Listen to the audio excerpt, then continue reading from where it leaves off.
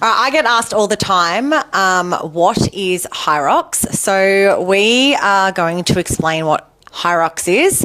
I have Simon here today with me, and Simon himself has done how many races? 13 races now. 13 races. So we have a Hyrox Pro here. Simon's going to kick off by explaining what is Hyrox and who it's for. Okay, so Hyrox is a fitness race. There's many types of fitness race. Hyrox is simply one form of fitness racing. So basically there's 8 kilometres of running, and in between each 1 kilometre of run is a particular exercise. So there's 8 exercises. The first one, there's ski erg, sled push, sled pull, burpees, row. What's next? Farmers carries, lunges, and wall balls. So they're all various weights and distances for those particular exercises, but it's a fairly long, what you'd call a muscle endurance type event. So Hayley actually probably won't say this about herself, but she's a very accomplished Hyrox racer herself. She's done 6 races. Have you? 6 races? I don't know, 6 or 7. 6 or 7. So this is something she doesn't talk about often in her posts, but she's done a lot of races. She's an experienced Hyroxer. She's competed at the World Champs with myself last year in Chicago. We didn't have the best race, but we made it to the top 1% of races worldwide. So we did pretty well. So Hayley doesn't talk about it a lot, but she's a one fit little chick. So I'll pass it back to her. And Hayley is going to tell you why someone should compete in Hyrox. So I guess I'll explain a little bit why I competed. I've always done sport. I play netball. I played tennis. I've done weight training. I am a group fitness instructor. And I guess I wanted to do the next challenge. So I actually went to one of Simon's races, and I walked in because I had no idea what it was. I walked in the door and I went, oh my God, this is so cool. Like the vibe in there, if you haven't been to one, is just insane. If you go to a fitness race or just go and watch somebody, I bet you the next minute you'll be doing one, because the vibe in there is just phenomenal. So I was looking for the next challenge. Mind you, I just winged it, and I just winged it, and I actually did my first race with Simon. I think we got an hour 2.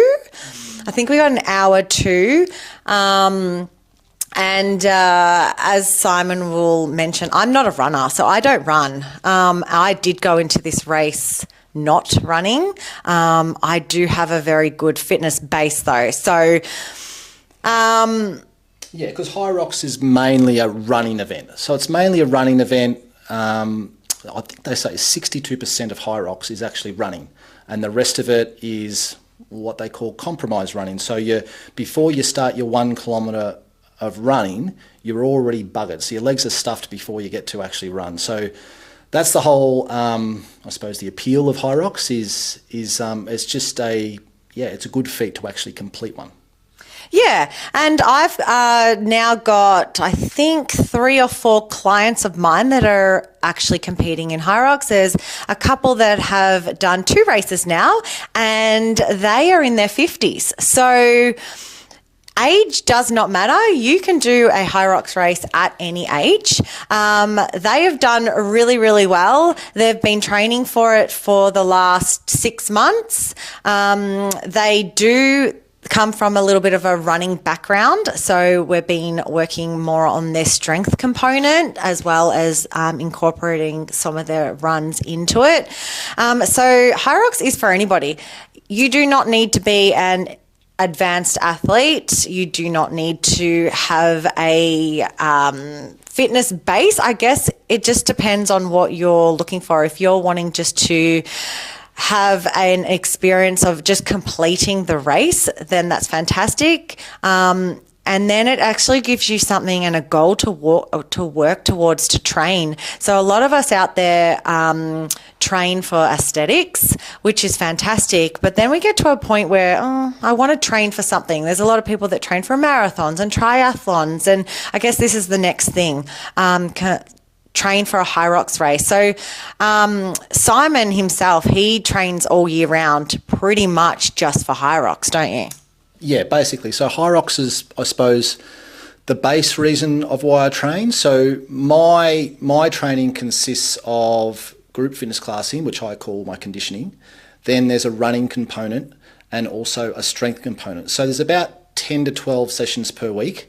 I'm probably at the higher end of Hyrox training, so you don't have to train like that. But all of that type of training does help me succeed and compete at a reasonable sort of level. So for most gym goers out there, if you're doing 2 to 3 running sessions a week, and then some form of strength or group fitness, then you've already got a pretty good base to give your first Hyrox race a crack. So that probably leads us into how you actually train for Hyrox. Hayley has a different way of training probably than what I do, because she's been injured quite a bit and has got a very good natural base fitness anyway. So her training, the way she thinks how to train for Hyrox, is a little bit different to mine. But also as well... Explain these because...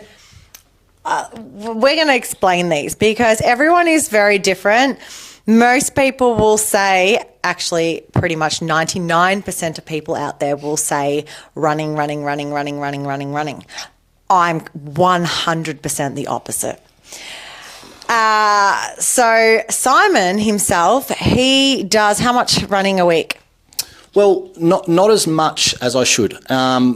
Although I do recognise that running is the main component and therefore should be, right up there. I'll do anywhere between 18 and 22 kilometres per week in different forms.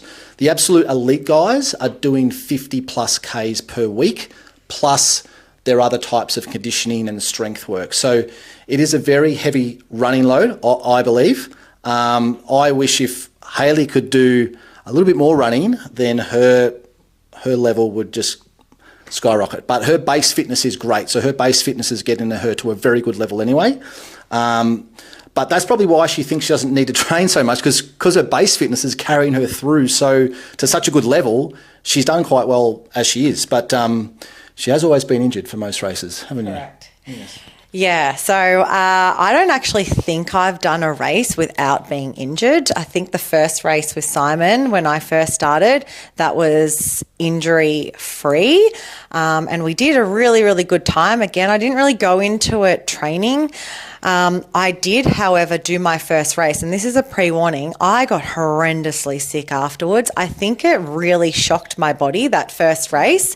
Yeah, I was down. I was out. Really, really bad. So, you do push yourself. My heart rate is in red zone on my watch. I'm maxed out the whole time. You don't even want to have a sip of water because you don't want to actually use that breath of gulping a thing of water. Anyway, I was down for the first week. I think that was the first race that I ever did. I think the one after that, I had plantar fasciitis in my foot. I think I did a women's pro with plantar fasciitis. And then after that, I think I've done the last 3 races with Achilles tendonitis. So that was fun leading into Worlds. That's why our race wasn't great. I was limping as we were walking in the door. And then I've had that ever since. I've just kind of shaken it. So when Simon says he does so much running, yes, I would love to be able to train and run, but I haven't been able to. So what I've been doing instead of running is I actually do 3 spin classes a week. I am a group fitness instructor, so it comes with my job. But getting on a bike, I think, has really, really helped me, just with the leg load and the fatigue through the legs. Other people run, and I guess I have jumped on a bike and done that instead because I haven't been able to run.